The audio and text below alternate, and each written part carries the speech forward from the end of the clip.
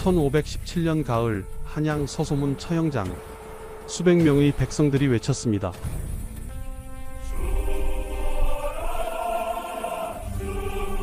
형틀에 묶인 두 사람, 한 사람은 45살의 내시, 또 한 사람은 32살의 궁녀. 망나니가 칼을 들어 올렸습니다. 칼날이 햇빛에 번쩍였습니다. 여보, 저승에서는 온전한 남녀로 만나요. 반드시 당신을 다시 찾겠소. 처형이 시작되려는 순간 두 사람은 마지막으로 서로를 바라보며 미소 지었습니다. 대체 무슨 일이 있었던 걸까요? 20년 넘게 충성스럽게 임금을 모신 내시, 17년 동안 성실하게 중전을 섬긴 궁녀. 이 두 사람을 조선에서 가장 잔혹한 형벌인 능지처참으로 내몬 것은 사랑이었습니다. 그럼 지금부터 조선 왕조 500년 역사에서 가장 애절했던 사랑 이야기를 시작하겠습니다. 이 이야기가 궁금하시다면 영상 끝까지 봐주시기 바랍니다. 구독과 좋아요는 이런 역사를 더 많은 분들께 전하는 큰 힘이 됩니다. 죽여라, 죽여라. 1517년 가을 한양 서소문 밖 처형장. 수백 명의 백성들이 모여들었습니다. 모두의 시선이 형틀에 묶인 두 사람을 향했습니다.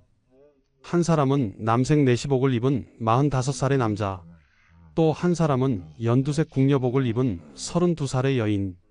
가을 햇살 아래 두 사람의 얼굴은 창백했습니다. 역적들을 처단하라. 백성들의 함성이 처형장을 가득 채웠습니다. 하지만 이상했습니다. 역적이라고 외치는 목소리 사이사이로 작은 탄식도 들려왔으니까요. 불쌍하기도 하지. 저들도 사람인데 무슨 일이 있었던 걸까요?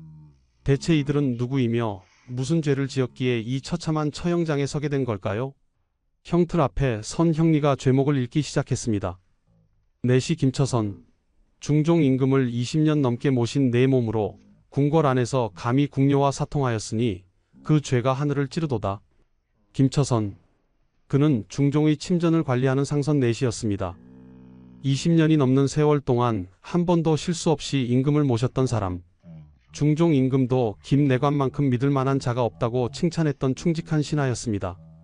궁녀 박씨, 중전 마마를 15년간 모신 내 몸으로 정절을 버리고 내시와 간음하였으니 그 죄 또한 만번 추거 마땅하도다. 박씨, 그녀는 중전 장경왕후를 모시던 상궁이었습니다. 섬세한 손재주와 성실함으로 중전의 신임을 받았던 여인. 다른 궁녀들도 박상궁처럼 되고 싶다고 말할 정도로 모범적인 궁녀였습니다. 이렇게 성실했던 두 사람이 어쩌다 이 지경에 이르렀을까요? 의금부의 기록에는 이렇게 적혀 있습니다. 7회 동안 관계를 지속하였으며 척발 당시까지 수십 차례 미뢰하였다. 7회. 짧지 않은 시간입니다. 그 긴 시간 동안 어떻게 들키지 않았을까요? 아니, 더 중요한 질문이 있습니다. 남자도 여자도 아닌 내시와 평생 혼인할 수 없는 궁녀가 대체 왜 목숨을 건 사랑을 시작한 걸까요? 형리가 다시 말했습니다. 이에 능지처참에 처하노라. 사지를 찢어 효수하고 머리는 저작거리에 내걸어 만백성에게 경계가 되게 하라. 능지처참. 조선에서 가장 잔인한 형벌입니다. 팔다리를 하나씩 잘라낸 뒤 마지막으로 목을 베는 극형. 영모나 폐륜을 저지른 자에게나 내리는 형벌을 이들은 받게 된 것입니다. 망나니가 칼을 들어 올렸습니다. 햇빛에 반사된 칼날이 번쩍였습니다. 처형이 시작되려는 순간 형틀에 묶인 두 사람이 마지막으로 서로를 바라보았습니다. 박씨가 떨리는 목소리로 말했습니다. 두렵지 않으세요? 김처선이 희미하게 미소 지으며 대답했습니다. 당신과 함께라면 두렵지 않소. 박씨의 눈에서 눈물이 흘러내렸습니다. 저승에서는 온전한 남녀로 만나게 해주소서. 이 세상에서는 이루지 못한 인연을. 저승에서만큼은. 김처선이 고개를 끄덕였습니다. 반드시 당신을 다시 찾겠소. 다음 생에는 아무도 우리를 막을 수 없는 곳에서. 백성들 사이에서 흐느끼는 소리가 들려왔습니다. 어떤 이는 눈물을 닦았고 어떤 이는 고개를 돌렸습니다. 죄는 미워해도 저들의 마음만큼은 진실되어 보였으니까요. 집행하라. 망나니의 칼이 내려왔습니다. 비명소리가 처형장을 가득 채웠습니다. 먼저 팔이 잘려나갔습니다. 이어서 다리가. 피가 사방으로 튀었습니다. 백성들은 참아볼 수 없다는 듯 고개를 돌렸습니다. 하지만 귀를 막을 수는 없었습니다. 비명과 신음소리가 끊이지 않았습니다. 그렇게 김처선이 먼저 숨을 거두었습니다. 이어서 박 씨도 같은 방식으로 처형당했습니다. 박 씨의 마지막 외침은 이랬습니다. 여보, 저도 곧 갑니다. 두 사람의 처형이 끝났습니다. 잘려진 사진은 저작거리 4곳에 효수되었습니다. 머리는 한양성문에 내걸렸습니다. 궁중에서 사통한 자들의 말로가 이러하니 모두 경계하라는 방이 함께 붙었습니다. 하지만 사람들은 의아했습니다. 이렇게까지 해야 했을까? 물론 궁중의 법도를 어긴 것은 사실입니다. 하지만 저들은 영모를 꾀한 것도 나라를 팔아먹은 것도 아니지 않습니까? 그저 사랑했을 뿐인데 누가 상상이나 했을까요? 20년 넘게 충성스럽게 임금을 모신 내시가 15년 동안 성실하게 중전을 섬긴 궁녀가 이런 끔찍한 최후를 맞이하리라는 것을, 무엇이 이들을 이 지경으로 몰아넣었을까요? 그들의 사랑은 정말로 죽음으로밖에 끝날 수 없었던 걸까요? 이 이야기는 여기서 끝이 아닙니다. 아니, 오히려 여기서부터 시작입니다. 32년 전으로 거슬러 올라가야 합니다. 한 소년이 거세를 받던 날부터, 한 소녀가 궁궐문을 처음 들어서던 날부터 그들이 어떻게 만났고 어떻게 사랑에 빠졌으며 왜 죽음을 선택할 수밖에 없었는지, 이 비극이 시작된 것은 32년 전입니다. 1485년 전라도 나주, 가난한 양반 집안의 한 사내 아이가 태어났습니다. 이름은 김처선. 아버지는 몰락한 양반이었고 어머니는 이미 세상을 떠난 뒤였습니다. 4명의 동생들이 있었지만 먹을 것은 늘 부족했습니다. 형님, 배고파요. 어린 동생들의 울음소리. 김처선은 13살 때 결심했습니다. 아버지, 제가 내시가 되겠습니다. 아버지는 깜짝 놀라 아들을 붙잡았습니다. 안 된다. 네가 대를 이어야 하는데 어찌 그런 말을. 하지만 김처선의 결심은 확고했습니다. 동생들이 굶어 죽게 내버려 둘 수는 없습니다. 제가 궁궐에 들어가면 매달 녹봉을 받을 수 있습니다. 그 돈으로 동생들을 먹여 살릴 수 있습니다. 1498년 봄, 13살의 김처선은 한양으로 올라왔습니다. 내시부에서는 어린 소년들을 받아 거세 수술을 시행했습니다. 수술은 간단했지만 고통스러웠습니다. 마취도 없이 뜨거운 인두로 지지는 방식이었습니다. 으악! 비명이 터져 나왔습니다. 김처선의 고환이 제거되었습니다. 다행히 음경은 남았습니다. 완전 거세가 아닌 부분 거세였던 것입니다. 하지만 이것만으로도 그는 더 이상 온전한 남자가 아니었습니다. 자식을 가질 수 없는 몸이 되었습니다. 3일 동안은 절대 움직이지 마라. 물도 마시지 마라. 3일. 지옥 같은 시간이었습니다. 통증과 갈증으로 죽음의 문턱을 넘나들었습니다. 하지만 김처선은 살아남았습니다. 동생들을 위해서라도 살아야 했습니다. 1499년 14살의 김처선은 드디어 궁궐에 입궐했습니다. 처음 배정된 곳은 내섬시, 왕실의 의복과 보물을 관리하는 곳이었습니다. 가장 낮은 품계인 하급 내시로 시작했습니다. 그는 성실했습니다. 누구보다 일찍 일어나고 누구보다 늦게 잠들었습니다. 상관들의 지시를 정확히 따랐고 한 번도 실수하지 않았습니다. 그렇게 10년이 흘렀습니다. 1509년 24살이 된 김처선에게 기회가 왔습니다. 중종이 즉위한 것입니다. 새 임금은 신뢰할 만한 내시를 필요로 했습니다. 김처선의 성실함이 눈에 띄었습니다. 김내관, 짐의 침전을 맡아라. 황공하옵니다, 전하. 이때부터 김처선은 중종의 가까이에서 일하게 되었습니다. 승진을 거듭하여 상선 내시가 되었습니다. 녹봉도 늘어났습니다.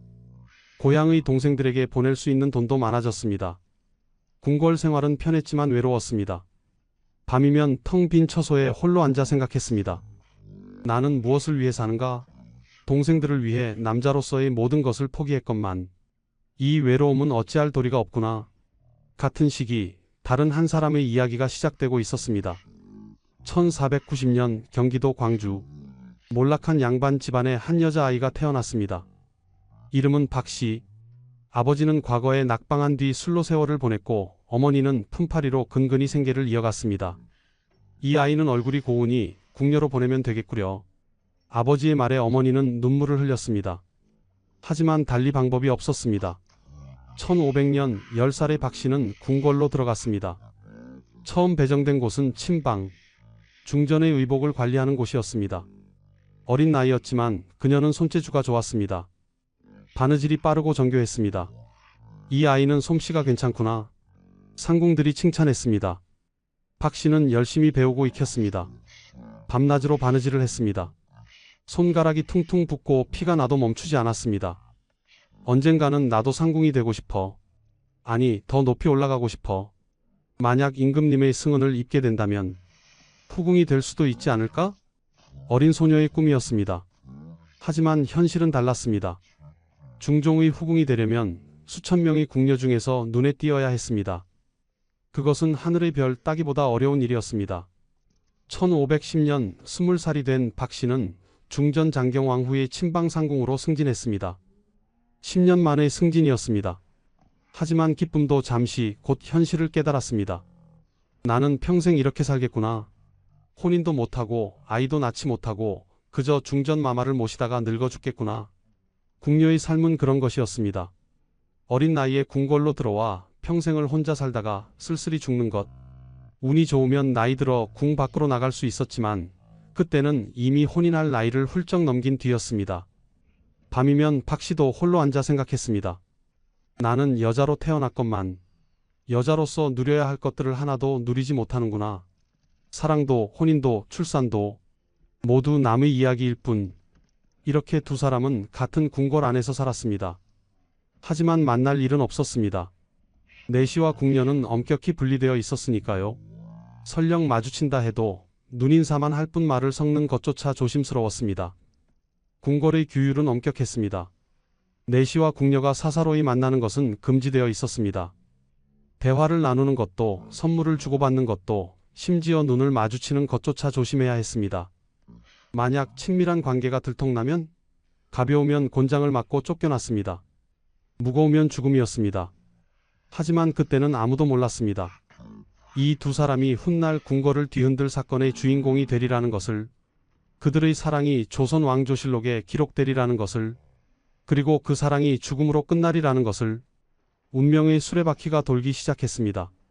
1512년 중종 7년 궁궐에 경사가 있었습니다.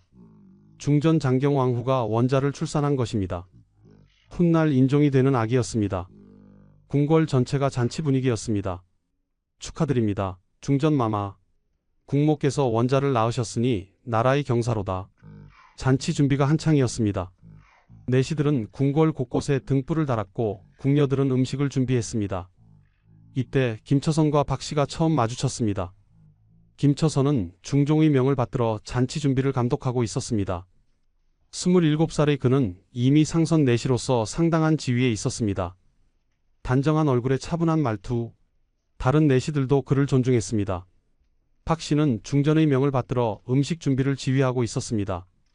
22살의 그녀는 상궁의 지위에 있었습니다. 아름다운 얼굴에 우아한 몸가짐, 다른 궁녀들도 그녀를 따랐습니다. 실례합니다, 상궁마마. 김처선이 공손하게 인사했습니다. 무슨 일이십니까, 내관어른? 박 씨도 예의 바르게 대답했습니다. 중전 마마께 올릴 음식 준비가 어떻게 되어 가는지 여쭙고자 합니다. 순조롭게 진행되고 있습니다. 염려 마십시오. 짧은 대화였습니다. 업무상 필요한 말만 주고받았습니다. 하지만 이상했습니다. 김처선은 박 씨의 목소리가 귀에 맴돌았습니다. 박 씨도 김처선의 차분한 눈빛이 기억에 남았습니다. 이상하다. 왜 저 사람이 자꾸 생각나지? 두 사람 모두 같은 생각을 했습니다. 하지만 곧 고개를 저었습니다. 안 돼. 이런 생각을 해서는. 그 후로도 두 사람은 자주 마주쳤습니다. 궁중 행사가 있을 때마다, 업무상 협의가 필요할 때마다. 처음에는 짧은 인사만 나눴습니다. 하지만 점점 대화가 길어졌습니다. 요즘 날씨가 추워졌습니다. 그러게요. 내관 어른께서는 건강하시지요? 덕분에 잘 지내고 있습니다. 상궁마마께서도 몸조리 잘하시길. 이런 대화들이 쌓여갔습니다. 업무 이야기가 끝나도 쉽게 헤어지지 못했습니다. 무언가 더 이야기하고 싶었습니다. 조금 더 함께 있고 싶었습니다. 1513년 중종 8년 가을, 중전 장경왕후가 갑자기 승하했습니다. 산후병이 악화되어 25의 젊은 나이에 세상을 떠난 것입니다. 궁궐 전체가 상복으로 물들었습니다. 박 씨는 무너졌습니다. 15년을 모신 마마였습니다. 어머니처럼 따르던 분이었습니다. 장례 기간 동안 박 씨는 밤낮으로 울었습니다. 음식도 제대로 먹지 못했습니다. 상궁마마, 이러시다가 쓰러지시겠습니다. 다른 궁녀들이 걱정했지만 박 씨는 듣지 않았습니다.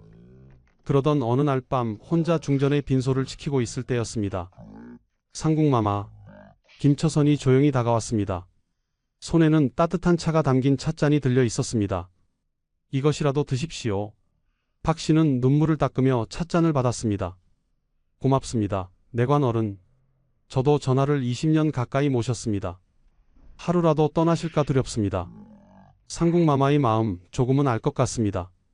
처음으로 업무가 아닌 사적인 대화를 나눴습니다.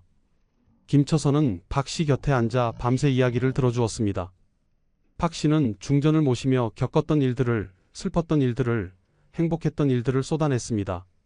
말씀 들어주셔서 감사합니다. 마음이 한결 가벼워졌습니다. 천만에요. 언제든 필요하시면 말씀하십시오. 그날 이후 두 사람의 관계가 달라졌습니다. 서로를 의지하게 되었습니다. 외로운 궁궐 생활에서 유일한 위안이 되었습니다. 1514년 중종 9년 봄, 김처선이 먼저 제안했습니다. 상궁마마, 혹시 대식을 맺으시겠습니까? 대식, 궁궐에서 암묵적으로 인정되는 내시와 궁녀의 관계였습니다. 법적으로는 혼인이 아니지만 정신적 동반자가 되는 것이었습니다. 서로를 대식어미, 대식아비라고 불렀습니다. 육체적 관계만 없다면 크게 문제 삼지 않는 분위기였습니다. 박 씨는 잠시 망설였습니다. 하지만 곧 고개를 끄덕였습니다. 좋습니다. 이 외로운 궁궐에서 의지할 분이 있다는 것만으로도 감사한 일이지요. 그렇게 두 사람은 대식 관계를 맺었습니다. 공개적으로 알려졌습니다. 다른 내시들과 궁녀들도 축하해 주었습니다. 김내관, 복 많으시네요. 박상궁 같은 분과 대식이라니. 박상궁, 좋은 분을 만나셨어요. 김내관은 궁궐에서 소문난 군자이십니다. 두 사람은 명절마다 작은 선물을 주고받았습니다. 업무가 끝나면 조용한 곳에서 차를 마시며 대화를 나눴습니다. 서로의 고민을 들어주었습니다. 힘든 일이 있으면 위로해 주었습니다. 오늘 전하께서 진노하셔서 마음이 무거웠습니다. 그러셨군요. 하지만 내관 어른께서는 늘 최선을 다하시지 않습니까?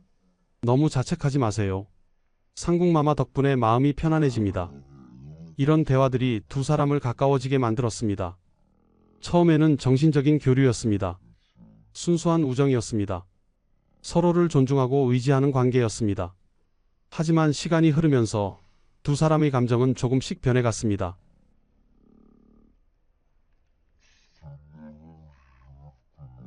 우정 이상의 감정이 싹트기 시작했습니다. 서로를 보는 눈빛이 달라졌습니다. 함께 있을 때 심장이 빨리 뛰었습니다. 김처선은 혼란스러웠습니다. 나는 온전한 남자가 아니다. 그녀를 남녀의 정으로 대해서는 안 된다. 이것은 그저 동료의 일 뿐이다. 박 씨도 마찬가지였습니다. 그분은 내시이시다. 우리는 그저 대식일 뿐이다. 더 이상의 감정을 가져서는 안 된다. 하지만 마음이 마음대로 되지 않았습니다.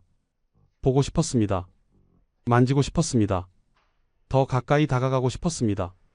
그렇게 3년이 흘렀습니다. 1517년이 되었습니다. 두 사람의 관계는 여전히 순수했습니다. 선을 넘지 않았습니다.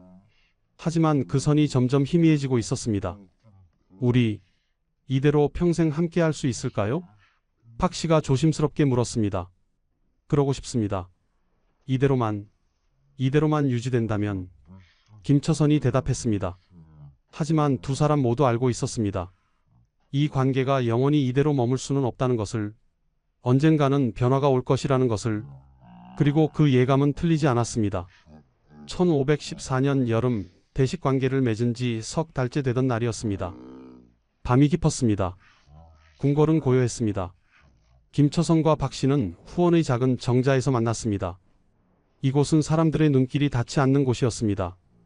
오늘 밤하늘이 참 아름답습니다. 박 씨가 말했습니다. 별들이 쏟아질 듯 빛나고 있었습니다. 그러게요. 이렇게 아름다운 밤을 함께할 수 있어 다행입니다. 김처선이 대답했습니다. 두 사람은 나란히 앉아 하늘을 바라보았습니다. 손이 살짝 닿았습니다. 두 사람 모두 깜짝 놀라 손을 뗐습니다. 하지만 이상했습니다. 손을 떼고 나니 더 아쉬웠습니다. 박 씨가 먼저 다시 손을 내밀었습니다.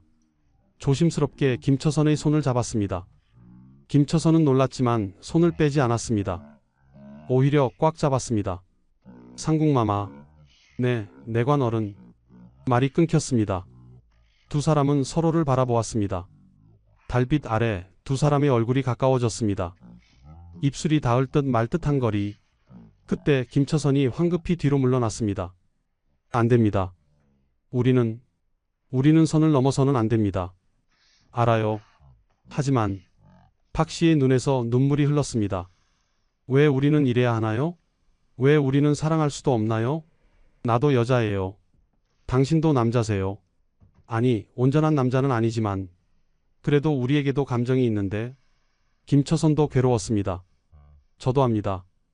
저도 당신이 그냥 동료 이상으로 느껴집니다. 하지만 우리는 안 됩니다. 들키면 죽습니다. 둘 다 죽는다고요? 그날 밤 두 사람은 그렇게 헤어졌습니다. 하지만 마음은 이미 돌이킬 수 없는 곳까지 가 있었습니다. 그로부터 닷새 후 1514년 음력 7월 보름날 밤이었습니다. 궁궐에서는 칠석제를 지내고 있었습니다. 모두가 바쁜 날이었습니다. 박 씨는 제례 준비로 하루 종일 일했습니다. 밤이 되어서야 자신의 처소로 돌아왔습니다. 아, 피곤해. 문을 열고 들어섰는데 누군가 안에 있었습니다. 깜짝 놀라 뒤로 물러서려는데 목소리가 들렸습니다. 저예요. 김처선입니다. 김처선이 어둠 속에 서 있었습니다. 박 씨는 가슴이 두근거렸습니다. 어떻게 여기까지? 들키면 어쩌려고? 알아요. 하지만 참을 수가 없었어요. 당신을 보고 싶었어요. 김처선이 한 걸음 다가왔습니다. 박 씨도 한 걸음 다가갔습니다. 이번에는 멈추지 않았습니다. 두 사람은 서로를 껴안았습니다. 우리 이러면 안 되는데? 박 씨가 떨리는 목소리로 말했습니다. 알아요. 하지만 더 이상 참을 수가 없어요. 김처선이 박 씨의 얼굴을 양손으로 감쌌습니다. 그리고 키스했습니다. 처음에는 조심스러웠습니다. 하지만 점점 깊어졌습니다. 내관 어른, 당신은 내시이신데 우리가 어떻게? 박 씨가 불안한 목소리로 물었습니다. 저는 온전한 남자는 아닙니다. 자식을 가질 수도 없습니다. 하지만 김처선이 박 씨의 손을 잡아 자신의 가슴에 댔습니다. 제 마음은 살아 있습니다. 당신을 향한 마음은 진실합니다.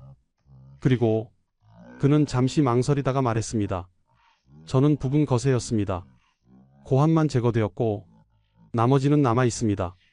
완전하지는 않지만 당신을 남자로서 대할 수는 있습니다. 박 씨는 놀랐습니다.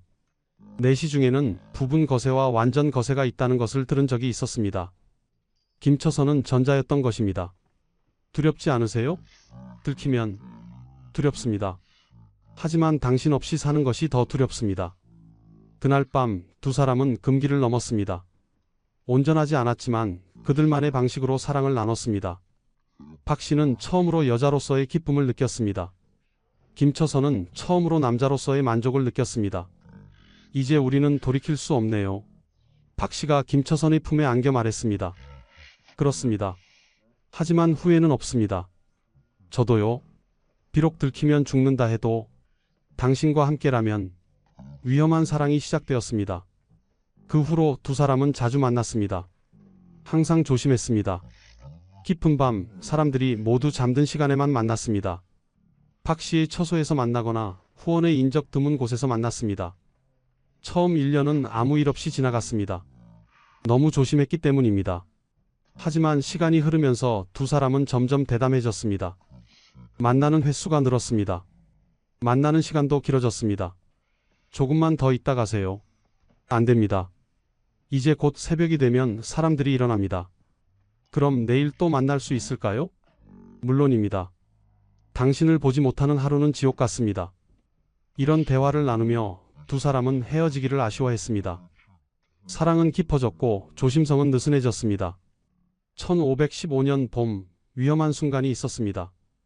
김처선이 박 씨의 처소에서 나오다가 순찰 중인 내시와 마주칠 뻔했습니다. 간발의 차로 피할 수 있었습니다. 아찔했습니다. 조금만 늦었어도 김처선이 식은땀을 흘리며 말했습니다. 이제 그만두어야 하는 것 아닌가요? 박 씨가 불안한 목소리로 물었습니다. 그래야 할지도 모릅니다. 하지만 김처선이 박 씨를 안았습니다. 당신 없이는 못 살겠어요.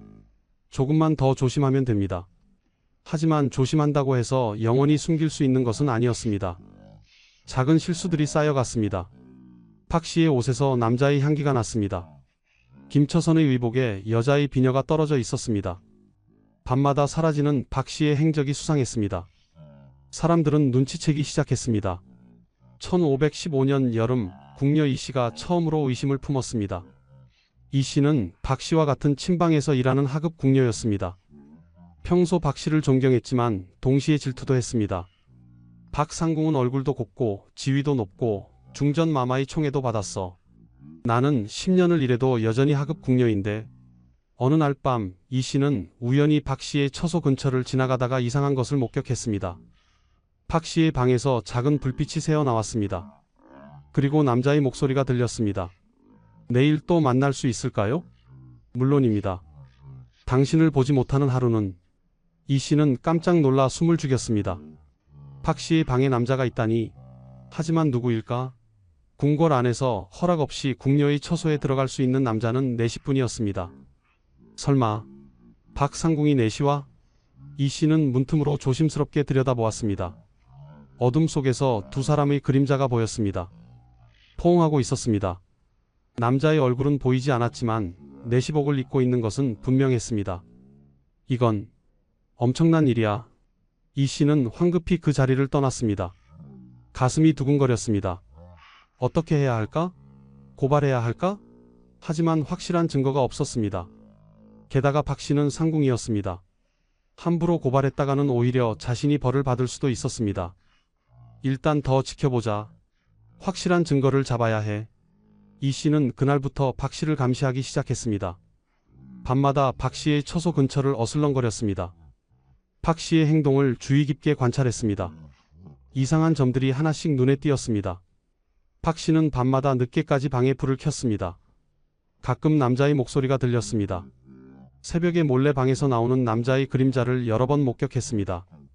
박 상궁, 어젯밤 늦게까지 무엇을 하셨어요? 어느 날 이 씨가 일부러 물었습니다. 아, 바느질을 하고 있었어. 박 씨가 태연하게 대답했습니다. 하지만 이 씨는 알고 있었습니다. 거짓말이라는 것을. 그런데 상궁마마, 목에 난 그 자국은 뭐예요? 이 씨가 박 씨의 목을 가리키며 물었습니다. 박 씨의 목에는 붉은 자국이 여러 개 있었습니다. 아, 이건 모기에 물렸어. 박 씨가 당황하며 옷깃으로 목을 가렸습니다. 하지만 가을이었습니다. 모기가 있을 리 없었습니다. 이 씨는 확신했습니다. 박 씨는 분명 누군가와 금지된 관계를 맺고 있다고. 한편 김처선의 조카 김득종도 숙부의 비밀을 알게 되었습니다. 김득종은 23살의 하급 내시였습니다. 숙부 김처선이 궁궐에 들어올 수 있도록 도와준 것도, 승진할 수 있도록 추천한 것도 김처선이었습니다. 김득종은 숙부를 아버지처럼 따랐습니다. 1515년 가을 어느 날 김득종은 숙부의 처소를 찾아갔습니다. 급히 전할 일이 있었기 때문입니다. 하지만 처소는 비어 있었습니다. 이상하다. 이 시간에 숙부님이 안 계시다니. 김득종은 궁궐 곳곳을 찾아다녔습니다. 후원의 작은 정자에 이르렀을 때 그는 믿을 수 없는 광경을 목격했습니다. 숙부 김처선이 한 궁녀와 함께 있었습니다. 두 사람은 손을 잡고 있었습니다. 아니, 포옹하고 있었습니다. 달빛 아래서 키스하고 있었습니다. 숙부님. 김득종은 충격에 그 자리에 얼어붙었습니다. 김처선도 조카를 발견하고 깜짝 놀라 궁녀와 떨어졌습니다. 특종아. 숙부님, 이게 무슨 짓입니까? 김득종이 떨리는 목소리로 외쳤습니다. 진정해라. 내가 설명할게. 설명이 필요 없습니다. 궁중에서 사통하시다니. 이게 발각되면 숙부님은 죽습니다. 김처선은 조카 앞에 무릎을 꿇었습니다. 안다. 하지만 나도 어쩔 수가 없었다. 어쩔 수 없다니요? 법도를 어기고 목숨을 걸고 이 무슨. 김득종은 울음을 터뜨렸습니다. 숙부를 존경했던 만큼 배신감도 컸습니다. 박 씨가 김득종 앞에 절을 올렸습니다. 제 잘못입니다. 내관 어른을 탓하지 마십시오. 모든 것이 제가. 일어나십시오. 김득종이 박 씨를 일으켜 세웠습니다. 그리고 두 사람을 번갈아 보았습니다. 숙부의 얼굴에는 절박함이, 그 궁녀의 얼굴에는 사랑이 가득했습니다. 얼마나 오래되셨습니까? 1년이 넘었다. 김처선이 조용히 대답했습니다. 1년. 김득종은 머리를 감싸 쥐었습니다. 1년 동안이나 들키지 않았다는 것도 놀라웠고 1년 동안이나 목숨을 걸었다는 것도 믿기지 않았습니다. 득종아, 부탁이다. 아무에게도 말하지 말아다오.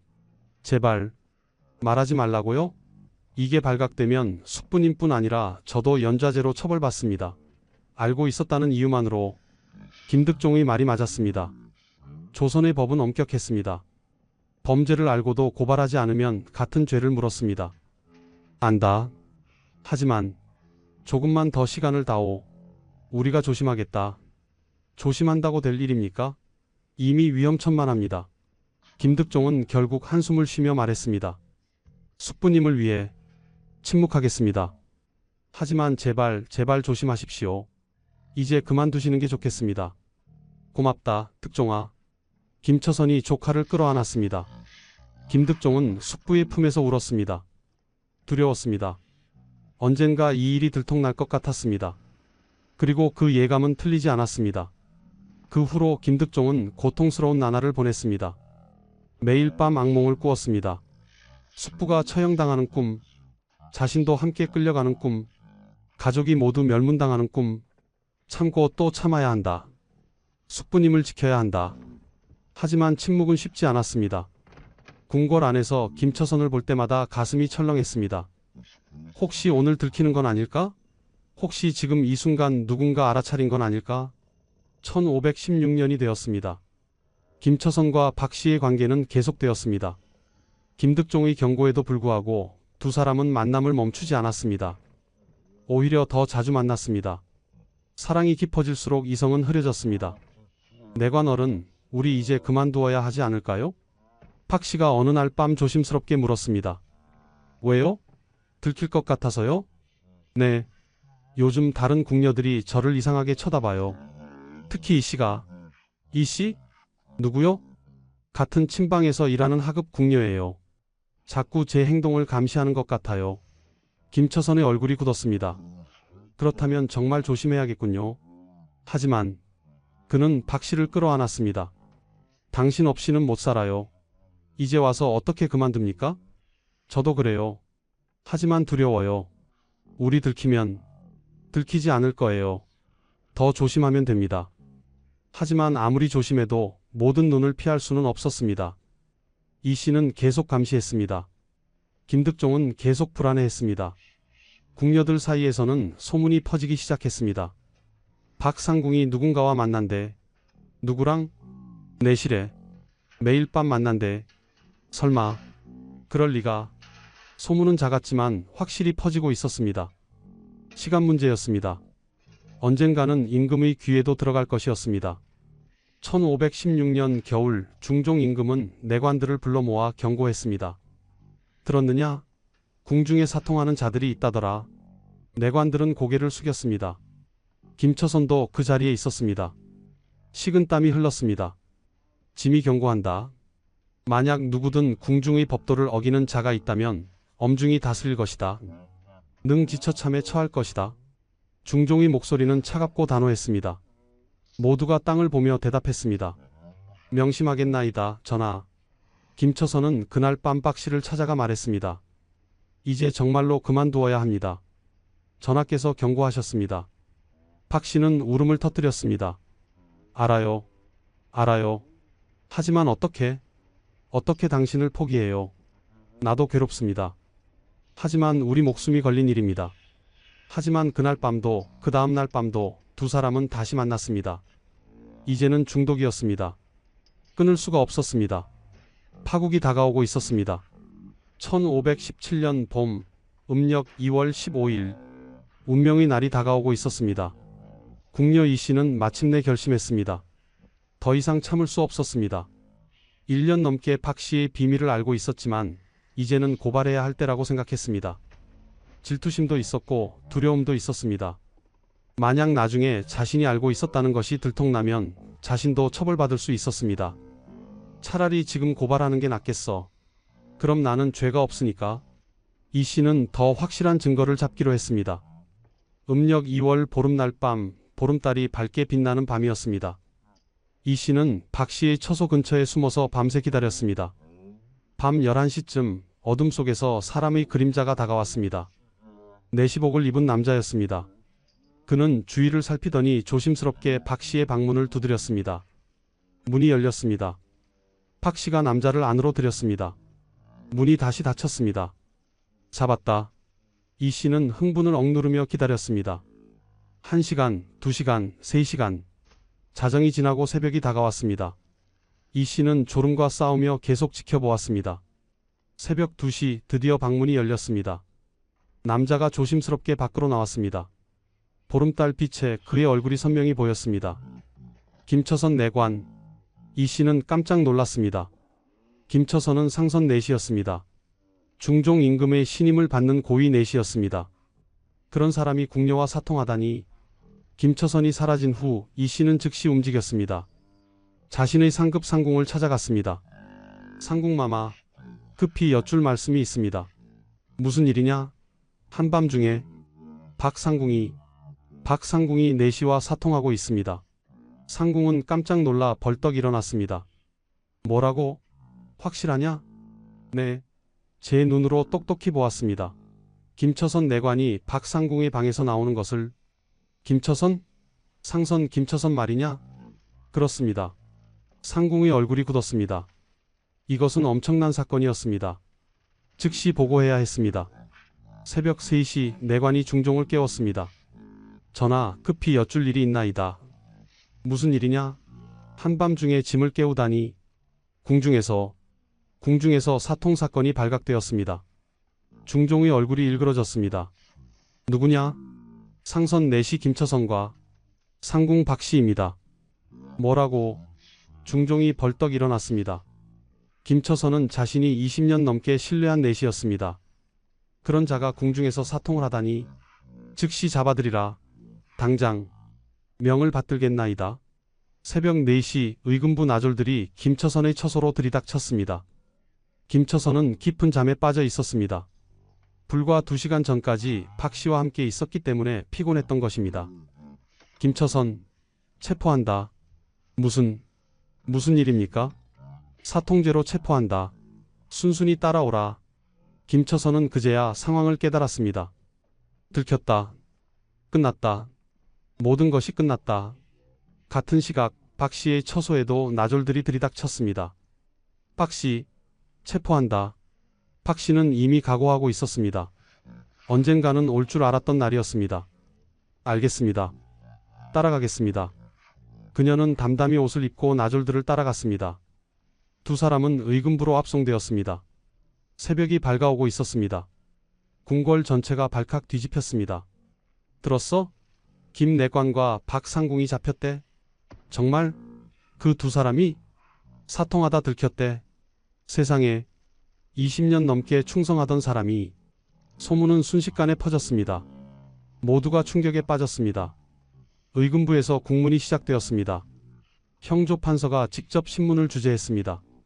김처선, 내 죄를 알겠느냐? 김처선은 고개를 숙인 채 대답했습니다. 알고 있습니다. 궁중에서 궁녀와 사통한 것이 사실이냐? 사실입니다. 언제부터냐?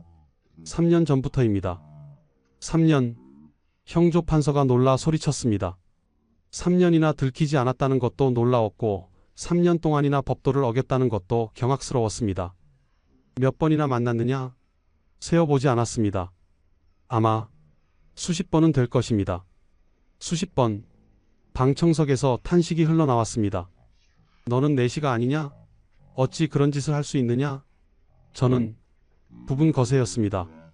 완전하지는 않지만 남자로서의 기능이 남아 있었습니다. 그렇다고 해도 법도를 어긴 것은 변함없다. 이어서 박 씨가 끌려왔습니다.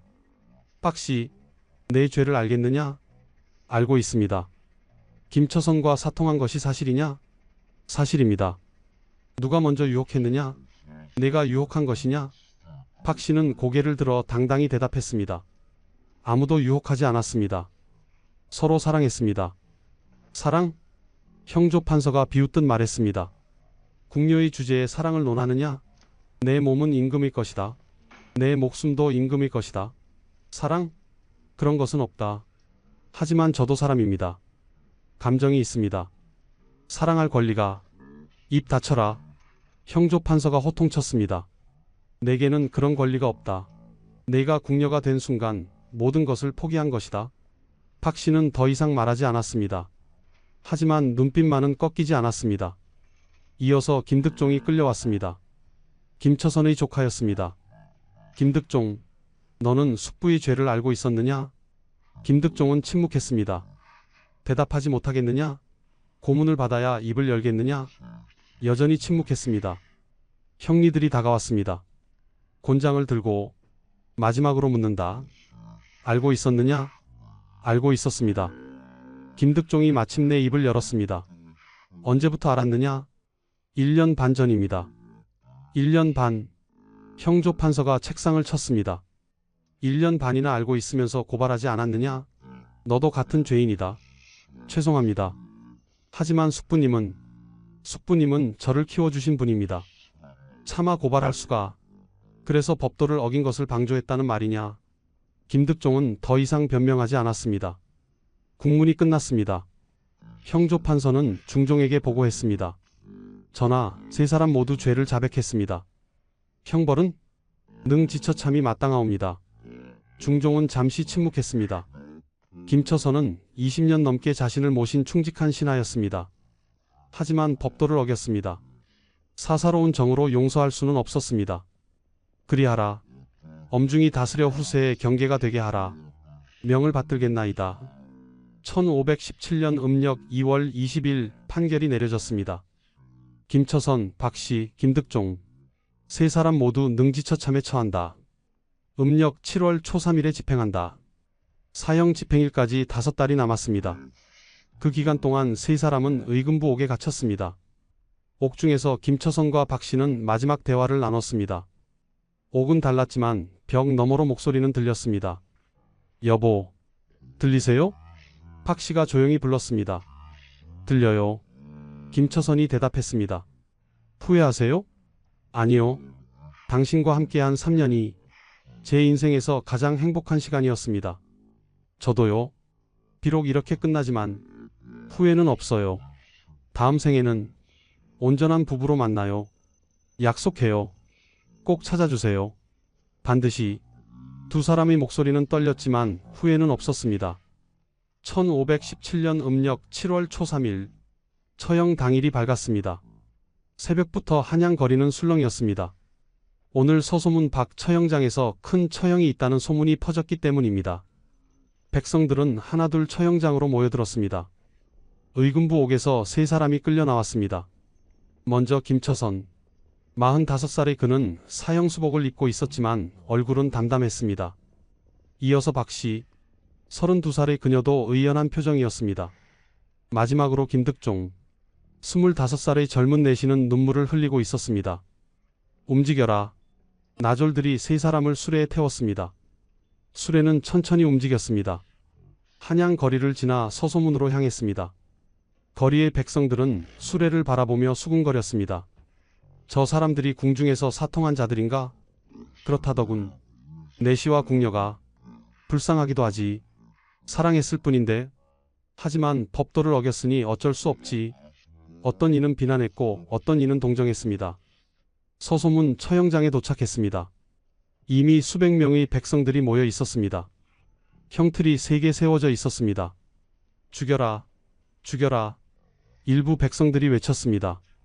하지만 그 목소리는 그리 크지 않았습니다. 대부분은 그저 조용히 지켜보고 있었습니다. 세 사람이 형틀에 묶였습니다. 김처선과 박씨는 나란히, 김득종은 조금 떨어진 곳에 형리가 죄목을 읽기 시작했습니다. 내시 김처선. 중종 임금을 24년간 모신 내 몸으로 궁궐 안에서 감히 궁녀와 사통하였으니 그 죄가 하늘을 찌르도다. 김처선은 고개를 숙였습니다. 궁녀 박씨. 중전 마마를 17년간 모신 내 몸으로 정절을 버리고 내시와 간음하였으니 그 죄 또한 만번 죽어 마땅하도다. 박씨도 고개를 숙였습니다. 내시 김득종, 숙부의 죄를 알고도 고발하지 않고 은닉하였으니 방조제로 다스리노라. 김득종은 울고 있었습니다. 이에 세 사람 모두 능지처참에 처하노라. 형리의 선언이 끝났습니다. 이제 처형이 시작될 것입니다. 망나니가 칼을 들어 올렸습니다. 햇빛에 반사된 칼날이 번쩍였습니다. 백성들은 숨을 죽였습니다. 그때 박씨가 김처선을 돌아보며 물었습니다. 두렵지 않으세요? 김처선이 희미하게 미소 지으며 대답했습니다. 당신과 함께라면 두렵지 않소. 박씨의 눈에서 눈물이 흘러내렸습니다. 하지만 그것은 슬픔의 눈물이 아니었습니다. 사랑의 눈물이었습니다. 저승에서는 온전한 남녀로 만나게 해주소서. 이 세상에서는 이루지 못한 인연을 저승에서만큼은. 김처선이 고개를 끄덕였습니다. 반드시 당신을 다시 찾겠소. 다음 생에는 아무도 우리를 막을 수 없는 곳에서. 떳떳한 부부로. 백성들 사이에서 흐느끼는 소리가 들려왔습니다. 어떤 이는 눈물을 닦았고 어떤 이는 고개를 돌렸습니다. 죄는 미워해도 저들의 마음만큼은 진실되어 보였으니까요. 집행하라. 형조 판서의 명령이 떨어졌습니다. 망나니가 김처선에게 다가갔습니다. 칼을 들어 올렸습니다. 그리고 내리쳤습니다. 으악! 비명이 터져 나왔습니다. 먼저 오른팔이 잘려나갔습니다. 피가 사방으로 튀었습니다. 백성들은 참아볼 수 없다는 듯 고개를 돌렸습니다. 이어서 왼팔이 잘렸습니다. 다시 비명, 다시 피, 오른 다리가 잘렸습니다. 김처선의 비명은 점점 약해졌습니다. 왼 다리가 잘렸습니다. 이제 그는 몸통만 남았습니다. 마지막으로 목이 잘렸습니다. 김처선의 머리가 땅에 떨어졌습니다. 그의 고통이 끝났습니다. 박씨는 모든 것을 지켜보았습니다. 눈을 감지 않았습니다. 사랑하는 사람의 마지막을 똑똑히 보고 싶었습니다. 여보, 저도 곧 갑니다. 박씨의 차례가 되었습니다. 망나니가 다가왔습니다.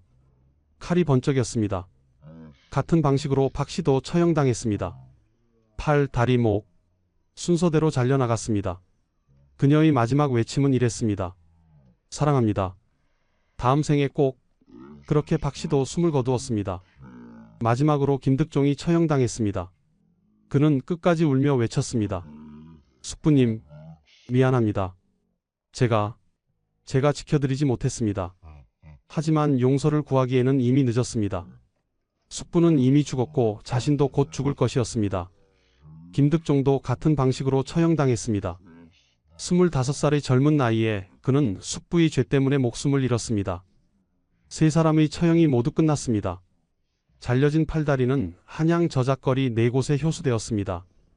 머리는 성문에 내걸렸습니다. 그 옆에는 방이 붙었습니다. 궁중에서 사통한 자들의 말로가 이러하니 모두 경계하라. 마이너스 의금부. 백성들은 처형장을 떠나면서 중얼거렸습니다. 끔찍한 광경이었구나. 하지만 법도는 법도니까. 그래도 불쌍하긴 하다. 사랑했을 뿐인데. 사랑? 그런 것은 사치다. 특히 궁궐에서는 어떤 이는 법도의 엄정함을 인정했고 어떤 이는 죽은 자들을 동정했습니다. 궁궐로 돌아온 중종은 깊은 한숨을 쉬었습니다. 김내관, 20년을 함께 했는데 어찌 그리 어리석었는가. 하지만 왕으로서 그는 법도를 지켜야 했습니다. 사사로운 정으로 용서할 수는 없었습니다. 의금부에 전교하라. 궁중의 모든 내시와 궁녀를 다시 조사하라. 혹시라도 비슷한 일이 있는지 철저히 살피라. 명을 받들겠나이다. 그날 이후 궁궐은 더욱 엄격해졌습니다. 내시와 궁녀의 접촉은 철저히 통제되었습니다. 대식 관계도 의심의 눈초리를 받았습니다. 많은 대식 관계가 강제로 끊어졌습니다. 김내관과 박상궁 때문에 우리까지 피해를 보는구나. 다른 내시와 궁녀들이 원망했습니다. 하지만 동시에 두려워했습니다. 자신들도 언젠가 저런 운명을 맞을까봐. 조선 왕조실록에는 이렇게 기록되었습니다.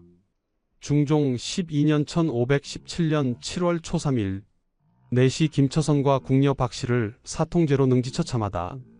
또한 김처선의 조카 김득종을 방조죄로 함께 처형하다. 이를 보고 듣는 자들이 모두 경계하여 다시는 이런 일이 없도록 하라. 역사는 그렇게 기록했습니다. 차갑고 간결하게. 하지만 그 짧은 문장 뒤에는 세 사람의 인생이 있었습니다. 사랑이 있었습니다. 고통이 있었습니다. 그리고 죽음이 있었습니다. 1517년 가을, 처형이 있은 지 2달 후였습니다. 궁궐은 여전히 긴장된 분위기였습니다. 의금부의 조사가 계속되었습니다. 수십 명의 내시와 궁녀들이 국문을 받았습니다. 일부는 곤장을 맞았고 일부는 쫓겨났습니다. 하지만 김처선과 박씨처럼 사형을 당한 사람은 없었습니다. 한양 거리에서는 여전히 그 사건이 회자되었습니다. 들었어? 김내관과 박상궁이 정말 사랑했대. 그렇다던데? 국문 때도 끝까지 서로를 감싸더래. 불쌍하긴 하지. 그래도 법은 법이니까. 시간이 흐르면서 사람들의 기억에서 그 사건은 점점 희미해져 갔습니다. 하지만 완전히 잊히지는 않았습니다. 박씨의 친정에도 소식이 전해졌습니다. 경기도 광주의 초라한 집. 늙은 아버지는 딸의 죽음을 듣고 며칠을 울었습니다. 내 딸아, 내 딸아. 아비가 가난해서 내가 궁녀가 되어야 했구나. 그것이 내 불행의 시작이었구나. 아버지는 딸의 시신이라도 찾고 싶었습니다. 하지만 능지처참을 당한 시신은 가족에게 돌려주지 않았습니다. 효수된 채로 며칠을 그대로 두었다가 나중에 아무렇게나 묻었습니다. 박씨의 오빠는 동생의 시신을 찾으려 했습니다. 하여기를 하는 그는 평생 모은 돈을 들고 한양으로 올라왔습니다. 의금부 관리들에게 뇌물을 주고 간신히 시신이 묻힌 곳을 알아냈습니다. 여기 묻혔다고 하는구나. 한강 근처의 작은 언덕이었습니다. 아무 표시도 없는 무덤이었습니다. 오빠는 그곳을 파헤쳤습니다. 여동생의 유골을 찾았습니다. 하지만 사지가 모두 분리되어 있었습니다. 동생아, 형이 왔다. 오빠는 동생의 뼈를 하나하나 모았습니다. 눈물이 멈추지 않았습니다. 그리고 놀라운 일을 했습니다. 김처선의 시신도 함께 찾은 것입니다. 너희들은 진심으로 사랑했구나. 이승에서는 함께하지 못했으니 적어도 죽어서는 함께 있어라. 오빠는 두 사람의 유골을 같은 곳에 묻어주었습니다. 한강이 내려다 보이는 작은 언덕. 그곳에 두 사람은 나란히 묻혔습니다. 비석은 세울 수 없구나. 역적의 무덤이라는 것이 알려지면 파헤쳐질 테니까. 하지만 내 마음속에는 너희를 형과 누님처럼 기억하마. 오빠는 그 언덕에 작은 나무 한 그루를 심었습니다. 표시로, 아무도 모르는 표시로. 그 후 200년이 흘렀습니다. 1720년 영조시대, 한 학자가 옛 기록을 뒤지다가 흥미로운 이야기를 발견했습니다. 조선 왕조실록에 기록된 김처선과 박씨의 이야기였습니다. 이상하구나. 이들이 정말 악인이었을까? 학자는 더 깊이 조사했습니다. 당시 국문 기록을 찾아냈습니다. 증언들을 읽었습니다. 이들은 진심으로 사랑했구나. 단순히 욕정에 이끌린 것이 아니라. 학자는 야사에 이렇게 기록했습니다. 중종시대 내시 김처선과 궁녀 박씨가 있었다. 이들은 3년간 비밀리에 관계를 맺었으나 결국 발각되어 능지처참을 당했다. 하지만 국문 기록을 보면 이들이 진정으로 서로를 사랑했음을 알 수 있다. 죽는 순간까지 서로를 감싸려 했으며 다음 생을 약속했다고 한다. 법은 이들을 죄인으로 판결했으나 하늘은 어떻게 판단할까? 사랑이 죄인가? 아니면 사랑을 금한 법이 죄인가? 이 기록은 후대에 전해졌습니다. 일부 문인들은 이들의 이야기에 감동받아 시를 지었습니다. 궁궐 담장이 가로막은 사랑 법도가 금한 인연 죽음으로도 끊을 수 없었던 정 다음 생에는 온전한 부부로. 하지만 대부분의 사람들은 여전히 이들을 죄인으로 여겼습니다. 법도를 어긴 자들, 궁중의 기강을 흔든 자들. 역사학자들의 분석에 따르면 조선시대 궁궐 내에서 비슷한 사건이 최소 12건 이상 기록되어 있습니다. 1520년 내시 이중신과 궁녀 조씨 적발 교수형, 1535년 궁녀 3명의 동성관계 적발 출궁 후 유배, 1545년 내시 박중림의 불법 혼인 발각, 능지처참, 1588년 내시 정효상과 궁녀 이씨 밀통 참수형, 1612년 궁녀 김씨 외부 남성과 밀통 능지처참. 이 모든 사건에서 공통점이 있습니다. 대부분 사형으로 끝났다는 것. 하지만 김처선과 박씨의 사건만큼 유명한 것은 없었습니다. 왜일까요? 역사학자들은 이렇게 분석합니다. 김처선과 박씨의 사건이 특별했던 이유는 이들이 모두 고위직이었다는 점, 관계가 3년이나 지속되었다는 점, 그리고 무엇보다 진정한 사랑이었다는 점이다. 다른 사건들은 대부분 일시적 욕정이나 충동적 범죄였다. 하지만 이들은 달랐다. 죽는 순간까지 서로를 지키려 했고 다음 생을 약속했다. 이것은 단순한 사통 사건이 아니라 비극적 사랑 이야기였다. 현대의 시각에서 보면 이들의 이야기는 더욱 안타깝습니다. 인간의 기본 욕구인 사랑과 성을 법으로 통제할 수 있을까요? 엄격한 신분제와 궁중법도는 수천 명의 내시와 궁녀들에게서 인간으로서의 권리를 박탈했습니다. 사랑할 권리, 가정을 꾸릴 권리, 자식을 낳을 권리. 김처선은 13살에 거세를 당했습니다. 가족을 먹여 살리기 위해서였습니다. 그는 선택권이 없었습니다. 박씨는 10살에 궁녀가 되었습니다. 가난한 집안에서 태어났기 때문이었습니다. 그녀도 선택권이 없었습니다. 두 사람은 30년 넘게 궁궐에서 성실히 일했습니다. 한 번도 문제를 일으키지 않았습니다. 충직하고 근면한 사람들이었습니다. 하지만 그들도 사람이었습니다. 외로웠고 사랑하고 싶었고 위로받고 싶었습니다. 그것이 죄일까요? 법은 그들을 죄인으로 판결했습니다. 능지처참이라는 가장 잔인한 형벌로 처벌했습니다. 본보기로 삼았습니다. 하지만 진정한 사랑은 막을 수 없었습니다. 법도 막지 못했고 죽음도 막지 못했습니다. 그들은 죽는 순간까지 서로를 사랑했습니다. 다음 생을 약속했습니다. 어쩌면 이것이 마지막 잡이었을지도 모릅니다. 비록 이승에서는 함께하지 못했지만 저승에서는 온전한 부부로 만날 수 있기를, 다음 생에는 아무도 막을 수 없는 사랑을 나눌 수 있기를. 지금까지 조선시대 내시와 궁녀의 금지된 사랑 이야기였습니다. 32년을 궁궐에서 보낸 두 사람, 20년을 충성스럽게 임금을 모신 내시, 17년을 성실하게 중전을 섬긴 궁녀. 그들이 유일하게 저지른 죄는 서로를 사랑한 것뿐이었습니다. 권력은 영원하지 않습니다. 법도는 시대에 따라 바뀝니다. 하지만 사랑은 변하지 않습니다. 인간의 감정은 어떤 법으로도 완전히 통제할 수 없습니다. 김처선과 박씨의 이야기는 우리에게 묻습니다. 사랑은 정말 죄였을까요? 아니면 사랑을 금한 사회가 잘못된 것일까요? 정답은 없습니다.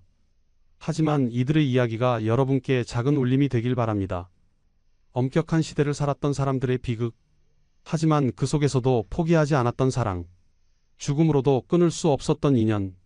한강 어딘가에 아무도 모르는 작은 언덕에 두 사람은 여전히 나란히 잠들어 있을 것입니다. 200년 전 박씨의 오빠가 심은 나무는 지금쯤 큰 나무가 되었겠지요. 그 나무 아래에서 두 사람은 평화로이 쉬고 있을 것입니다.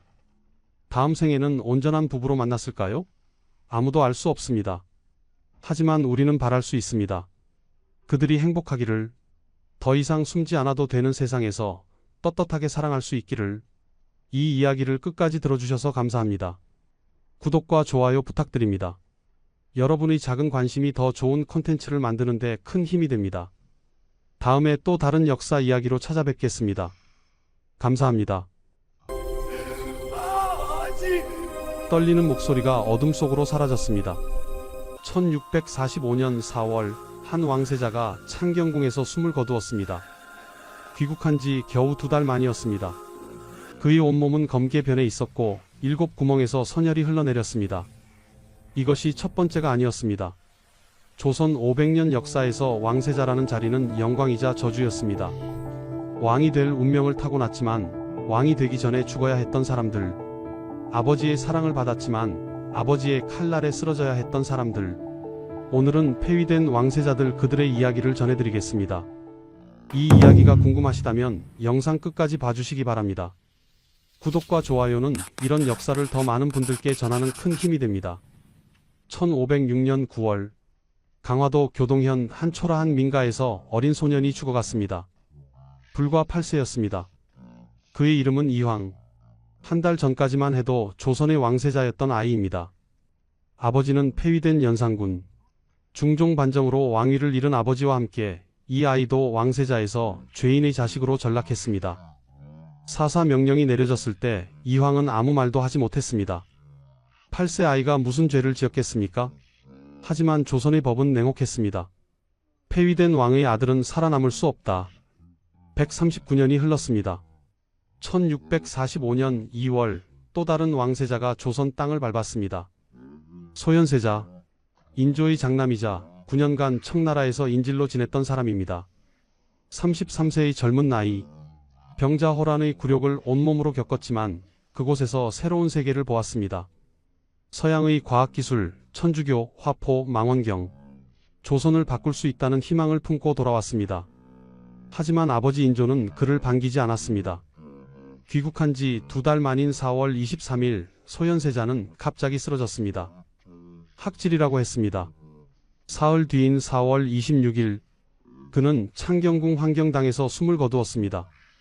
인조실록은 그의 시신 상태를 이렇게 기록했습니다.